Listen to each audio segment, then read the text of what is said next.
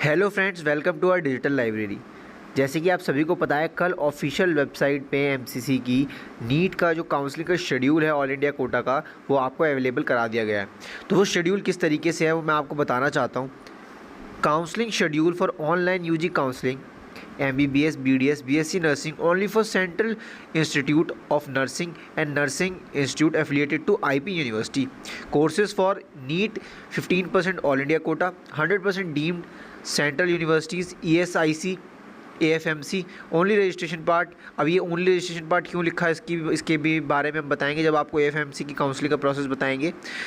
उसके बाद है AIIMS, JIPMER, Pondicherry seat for the academic year 2022। तो ये शेड्यूल है 2022 ईयर के लिए MBBS, BDS और BSc नर्सिंग वाले बच्चों के लिए जो ऑल इंडिया काउंसलिंग में पार्टिसिपेट करना चाहते हैं।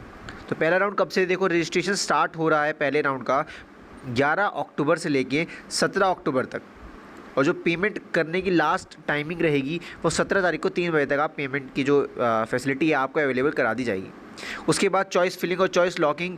चॉइस फिलिंग का जो टाइम है वो चॉइस फिलिंग करने के लिए आपको दिया जाएगा 14 अक्टूबर से लेकर 18 अक्टूबर आप चॉइस फिलिंग कर सकते हैं, अपनी प्रेफरेंस सेट कर सकते हैं। और चॉइस लॉकिंग का टाइम कब होगा, जब आपका लास्ट डे 18 अक्टूबर को 3 बजे तक, मतलब 3 बजे से स्टार्ट होके और 11:55 PM, मतलब 3 PM to 11:55 PM on 18th of October 2022 server time के हिसाब से आपका चॉइस लॉकिंग का टाइम होगा। और एक बार चॉइस लॉक हो जाएगी तो उसके बाद चेंज नहीं होगी।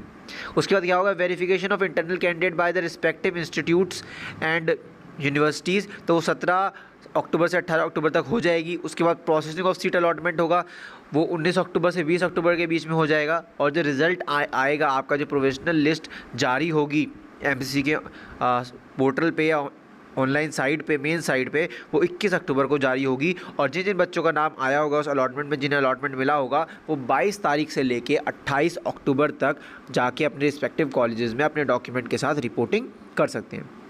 जिन बच्चों को कॉलेज मिला होगा वो 22 से 28 तारीख तक रिपोर्टिंग कर सकते हैं, और जिनको कॉलेज नहीं मिला होगा उनको कुछ नहीं करना है। 21 तारीख को जब रिजल्ट आएगा उसके बाद कुछ नहीं करना है, दोबारा रजिस्ट्रेशन नहीं कराना है। जिन्होंने पहले राउंड में रजिस्ट्रेशन किया हुआ है वही रजिस्ट्रेशन उनका चलेगा।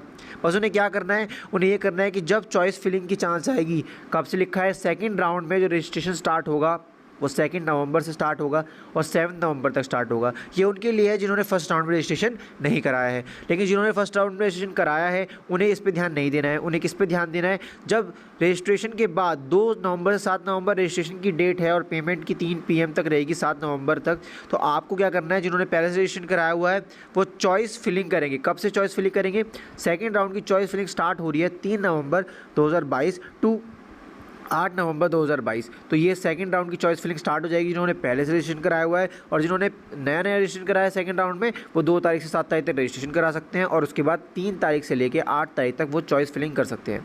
अब चॉइस फिलिंग करने के बाद चॉइस लॉकिंग की टाइमिंग क्या बताई गई है, तो चॉइस लॉकिंग की टाइम बताई गई है जो 8 नवंबर है वो 3 PM से लेके 11:55 PM तक 8 नवंबर पे आप क्या कर सकते हैं, चॉइस लॉकिंग कर सकते हैं। मैं अगेन बताना चाहता हूँ, चॉइस लॉक होने के बाद आप प्रेफरेंस अपनी चेंज नहीं कर सकते, चॉइस फिलिंग आप चेंज नहीं कर सकते, वो फिर सबमिट हो जाती है। उसके बाद क्या होगा, वेरिफिकेशन ऑफ इंटरनल कैंडिडेट्स होगा, 7 से 8 नवंबर तक ये प्रोसेस हो जाएगा। फिर प्रोसेसिंग ऑफ सीट अलॉटमेंट होगा, सीट्स बांटी जाएंगी, मतलब कंप्यूटर के हिसाब से किसको कौन सी सीट मिल रही है प्रोसेस किया जाएगा, तो 9 से 10 नवंबर तक हो जाएगा। और उसके बाद जो सेकेंड राउंड का रिजल्ट आएगा वो आएगा 11 नवंबर 2022। तो आपका क्या आएगा, सेकेंड राउंड का रिजल्ट 11 नवंबर को आपका आ जाएगा। जिन लोगों का अलॉटमेंट हुआ होगा वो 12 नवंबर से 18 नवंबर तक अपने रिस्पेक्टिव कॉलेजेस में जाके अपना जो है रिपोर्टिंग कर सकते हैं, डॉक्यूमेंट जमा कर सकते हैं, फ़ीस जमा कर सकते हैं। वो मैंने आपको बताया था प्रीवियस वीडियो में कि क्या क्या डॉक्यूमेंट चाहिए, वो फोल्डर अच्छे से प्रिपेयर करके जाइएगा। और जो मोड ऑफ पेमेंट होगा पहले से ही कॉल करके आप अपने रिस्पेक्टिव कॉलेजेस में पता कर लीजिएगा कि कैसा मोड ऑफ पेमेंट वो यूज़ करते हैं। जिन बच्चों का अलॉटमेंट मिल चुका है वो 12 तारीख से 18 तारीख तक सेकंड राउंड के बाद आप जा सकते हैं रिपोर्टिंग करने के लिए। लेकिन जिन बच्चों का अलॉटमेंट नहीं मिला है वो क्या करेंगे, वो नेक्स्ट राउंड का वेट करेंगे। जिन लोगों ने पहले फर्स्ट और सेकंड राउंड में रजिस्ट्रेशन कराया हुआ है उन्हें कोई फ्रेश रजिस्ट्रेशन नहीं कराना है, कोई फ़ीस जमा नहीं करनी है। क्या करना है, सिर्फ वेट करना है कि कब चॉइस फिलिंग की डेट आएगी थर्ड राउंड की या मॉपअप राउंड की, और मैं चॉइस फिलिंग करूँगा, चॉइस लॉगिंग करूँगा। लेकिन जिन्होंने रजिस्ट्रेशन नहीं कराया है उनके लिए ये फाइनल चांस है रजिस्ट्रेशन कराने का। इसके बाद रजिस्ट्रेशन नहीं होगा। इसके बाद स्ट्रेट वैकेंसी राउंड में कोई भी रजिस्ट्रेशन अवेलेबल नहीं होता। ये लास्ट राउंड है आपको रजिस्ट्रेशन कराने के लिए। तो रजिस्ट्रेशन का विंडो कब ओपन होगी? 23 नवंबर 2022 टू 28 नवंबर 2022। तो ये 23 नवंबर से 28 नवंबर तक क्या होगा, मॉपअप राउंड का रजिस्ट्रेशन जो है वो शुरू हो जाएगा। पेमेंट फैसिलिटीज़ आपको दी जाएंगी कब तक? 28 नवंबर 3 बजे तक आप पेमेंट भी कर सकते हैं और रजिस्ट्रेशन आपका बिना पेमेंट के वैलिड नहीं होगा। तो पेमेंट आपको करना ही पड़ेगा। जो नॉन रिफंडेबल अमाउंट और रिफंडेबल सिक्योरिटी डिपॉजिट जो मांगते हैं वो आपको करना ही पड़ेगा। उसके लिए भी मैंने एक स्पेशल वीडियो बनाई हुई है, तो आप उसको ध्यान से देखिए। सेकंड, उसके बाद जिन्होंने पहले रजिस्ट्रेशन कराया हुआ है उनकी चॉइस फिलिंग की डेट कब से स्टार्ट होगी? 24 नवंबर टू 29 नवंबर। और जिन्होंने मॉपअप राउंड में रजिस्ट्रेशन कराया है उनको भी 24 नवंबर से 29 नवंबर तक चॉइस फिलिंग का मौका दिया जाएगा। आपको choice filling preference wise list अपनी तैयार करनी है और उसके बाद 3 बजे से 11:55 तक आपको क्या करना है? 29 तारीख को आपका चॉइस लॉकिंग आप कर सकते हैं। 3 PM टू 11:55 PM तक आप 29 नवंबर को आप क्या कर सकते हैं? चॉइस अपनी लॉक कर सकते हैं। चॉइस लॉक होने के बाद आपकी प्रेफरेंस लिस्ट चेंज नहीं होगी। उसके बाद verification of internal candidates by university and institute, तो वो कब होगा? 28 से 29 तारीख तक होगा। जैसे आपने देखा 2 दिन लगते हैं, 28 से 29। उसके बाद प्रोसेस ऑफ सीट अलॉटमेंट कब होगा आपका? 30 से 1 दिसंबर तक हो जाएगा, 30 नवंबर से 1 दिसंबर तक। और रिजल्ट कब आएगा आपका? 2 दिन बाद आपका क्या आ जाएगा? रिजल्ट आ जाएगा 3 दिसंबर को। 3 दिसंबर को मॉपअप राउंड का रजिस्ट्रेशन आ जाएगा, रिजल्ट आ जाएगा। जिन बच्चों को सीट अलॉट हुई होगी वो 4 दिसंबर से 10 दिसंबर तक रिपोर्टिंग कर सकते हैं अपने रिस्पेक्टिव कॉलेज में जो उन्हें अलॉट हुआ है। टाइमिंग के आप टाइमिंग का विशेष ध्यान रखिएगा, कॉल करके पूछ लीजिएगा कि कब से रिपोर्टिंग टाइम कब तक शुरू होगा रिस्पेक्टिव कॉलेजेस में। और फीस पेमेंट का जो मोड है वो भी आप कंफर्म कर लीजिएगा। ऐसा ना हो कि आप वहाँ चले जाएं और फिर कुछ प्रॉब्लम हो। तो पहले से ही सारी तैयारी करके जाइएगा और जो डॉक्यूमेंट्स मैंने बोले हैं उन्हें कंप्लीट करके ही जाइएगा, वरना आपकी काउंसलिंग का जो आपकी जो सीट है वो विदहेल्ड भी हो सकती है या आपकी जो सीट है वो किसी और को मिल सकती है। उसके बाद लास्ट राउंड जो है आपका वो 4th राउंड है। 4th राउंड क्या है? Online straight vacancy round. अगर मॉपअप राउंड के बाद सीट बचती है तो ऑनलाइन स्ट्रेट वैकेंसी राउंड में जिन बच्चों को सीट अलॉटमेंट नहीं हुआ है सिर्फ वही पार्टिसिपेट करेंगे। कोई फ्रेश चॉइस फिलिंग नहीं होगी। जो मॉपअप राउंड की चॉइस फिलिंग की जो प्रेफरेंस थी, जो सीट लॉक की थी आपने लास्ट लिस्ट में, वही आपको डायरेक्टली फॉरवर्ड हो जाएगी, आप तुरंत फॉरवर्ड हो जाएंगे। कोई फेडरेशन नहीं होगा, कोई चॉइस फिलिंग नहीं होगी, सिर्फ और सिर्फ क्या होगा? आपका रिजल्ट आएगा।